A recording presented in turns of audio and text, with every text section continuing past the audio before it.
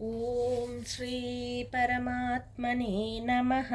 अथ चतुर्थोऽध्यायः ज्ञानयोगः।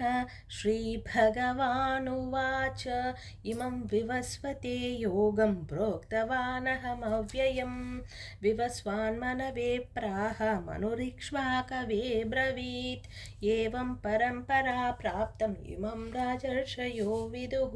सकाले नेह महता योगो नष्टः परन्तप स एवायं मया तेद्य योगः प्रोक्तः पुरातनः। भक्तोऽसि मे सखा चेति रहस्यं ह्येतदुत्तमम्। अर्जुन उवाच अपरं भवतो जन्म परं जन्म विवस्वतः कथमेतद्विजानीयाम् त्वमादौ प्रोक्तवानिति। श्रीभगवानुवाच बहूनि मे व्यतीतानि जन्मानि तव चार्जुन तान्यहं वेद सर्वाणि न त्वं वेत्थ परन्तप। अजोऽपि सन्नव्ययात्मा भूतानामीश्वरोऽपि सन् प्रकृतिं स्वामधिष्ठाय सम्भवाम्यात्ममायया। यदा यदा हि धर्मस्य ग्लानिर्भवति भारत अभ्युत्थानमधर्मस्य तदात्मानं सृजाम्यहं। परित्राणाय साधूनां विनाशाय च दुष्कृतां धर्मसंस्थापनार्थाय सम्भवामि युगे युगे। जन्मकर्म च मे दिव्यम् एवं यो वेति तत्त्वतः त्यक्त्वा देहं पुनर्जन्म नैति मामेति सोऽर्जुन। वीतरागभयक्रोधाः मन्मया मामुपाश्रिताः बहवो ज्ञानतपसा पूता मद्भावमागताः। ये यथा मां प्रपद्यन्ते तांस्तथैव भजाम्यहं। मम वर्त्मानुवर्तन्ते मनुष्याः पार्थ सर्वशः काङ्क्षन्तः कर्मणां सिद्धिं यजन्त इह देवताः। क्षिप्रं हि मानुषे लोके सिद्धिर्भवति कर्मजा चातुर्वर्ण्यं मया सृष्टं गुणकर्मविभागशः। तस्य कर्तारमपि मां विद्य कर्तारमव्ययं।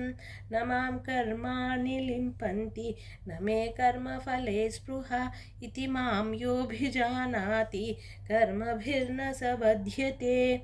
एवं ज्ञात्वा कृतं कर्म पूर्वैरपि मुमुक्षुभिः कुरु कर्मैव तस्मात् त्वं पूर्वैः पूर्वतरं कृतं किं कर्म किमकर्मेति कव्योऽप्यत्र मोहिताः। तत्ते कर्म प्रवक्ष्यामि यज्ञात्वा मोक्षसे शुभात्। कर्मणो ह्यपि बोधव्यं च विकर्मणः अकर्मणश्च बोधव्यं गहना कर्मणो गतिः। कर्मण्यकर्म यः पश्येत् अकर्मणि च कर्म यः स बुद्धिमान् मनुष्येषु स युक्तः कृष्णकर्मकृत्।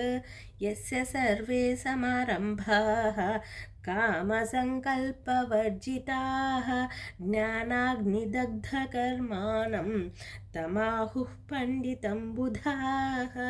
त्यक्त्वा कर्मफलासङ्गं नित्यतृप्तो निराश्रयः कर्मण्यभिप्रवृत्तोऽपि नैव किञ्चित् करोति सः। निराशीर्यतचित्तात्मा त्यक्तसर्वपरिग्रहः शारीरं केवलं कर्म कुर्वन्नाप्नोति किल्बिषं। यदृच्छालाभसन्तुष्टः द्वन्द्वातीतो विमत्सरः समसिद्धावसिद्धौ च कृत्वापि न निबध्यते। गतसङ्गस्य मुक्तस्य ज्ञानावस्थितचेतसः यज्ञायाचरतः कर्म समग्रं प्रवलीयते। ब्रह्मार्पणं ब्रह्महविः ब्रह्माग्नौ ब्रह्मणाहुतं ब्रह्मैव तेन गन्तव्यं ब्रह्मकर्मसमाधिना।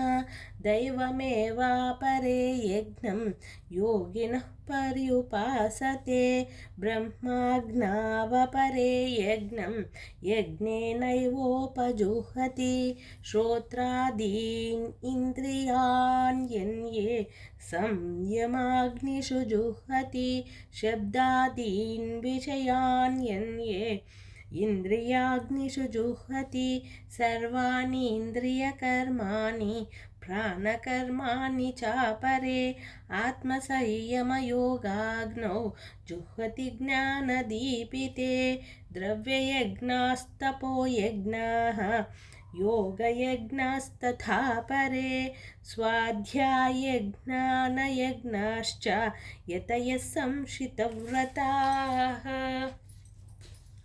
अपाने जुह्वति प्राणं प्राणे पानं तथा परे प्राणापानगतिरुद्ध्वा प्राणायामपरायणाः अपरे नियताहाराः प्राणान् प्राणेषु जुह्वति सर्वेऽप्येते यज्ञविदः यज्ञक्षपितकल्मषाः यज्ञशिष्टामृतभुजः यान्ति ब्रह्म सनातनं नायं लोकोऽस्त्य न यज्ञस्य नायं लोकोऽस्त्य यज्ञस्य कुतोऽन्यः कुरु सत्तम एवं बहुविधा यज्ञाः वितता ब्रह्मणो मुखे कर्मजान् विद्धितान् सर्वान् एवं ज्ञात्वा विमोक्षसे श्रेयान् द्रव्यमयाद्यज्ञात् ज्ञानयज्ञः परन्तप सर्वं कर्माखिलं पार्थ ज्ञाने परिसमाप्यते तद्विद्धि प्रणिपातेन परिप्रश्नेन सेवया उपदेक्ष्यन्ति ते ज्ञानं ज्ञानिनस्तत्त्वदर्शिनः यज्ञात्वा न पुनर्मोहम् एवं यास्यसि पाण्डव येन भूतान्यशेषेण द्रक्ष्यस्यात्मन्यथो मयि अपि चेदसि पापेभ्यः सर्वेभ्यः पापकृत्तमः सर्वं ज्ञानप्लवेनैव वृजिनं सन्तरिष्यसि यथैधांसि समिद्धोऽग्निः भस्मसात् कुरुतेऽर्जुन ज्ञानाग्निः सर्वकर्माणि भस्मसात् कुरुते तथा न हि ज्ञानेन सदृशं पवित्रमिह विद्यते तत्स्वयं योगसंसिद्धः कालेनात्मनि विन्दति श्रद्धावान् लभते ज्ञानं तत्परः संयतेन्द्रियः ज्ञानं लब्ध्वा परां शान्तिम् अचिरेणाधिगच्छति अग्नश्चाश्रद्दधानश्च संशयात्मा विनश्यति नायं लोकोऽस्ति न परः न सुखं संशयात्मनः योगसन्न्यस्तकर्माणं ज्ञानसञ्छिन्नसंशयम् आत्मवन्तं न कर्माणि निबध्नन्ति धनञ्जय तस्मादज्ञानसम्भूतं हृस्थं ज्ञानासीनात्मनः चित्वैनं संशयं योगम् आतिष्ठोत्तिष्ठ भारत ॐ तत्सदिति श्रीमद्भगवद्गीतासु उपनिषत्सु ब्रह्मविद्यायां योगशास्त्रे श्रीकृष्णार्जुनसंवादे ज्ञानयोगो नाम चतुर्थोऽध्यायः सर्वधर्मान् परित्यज्य मामेकं शरणं व्रज अहं त्वा सर्वपापेभ्यः मोक्षयिष्यामि मा शुचः।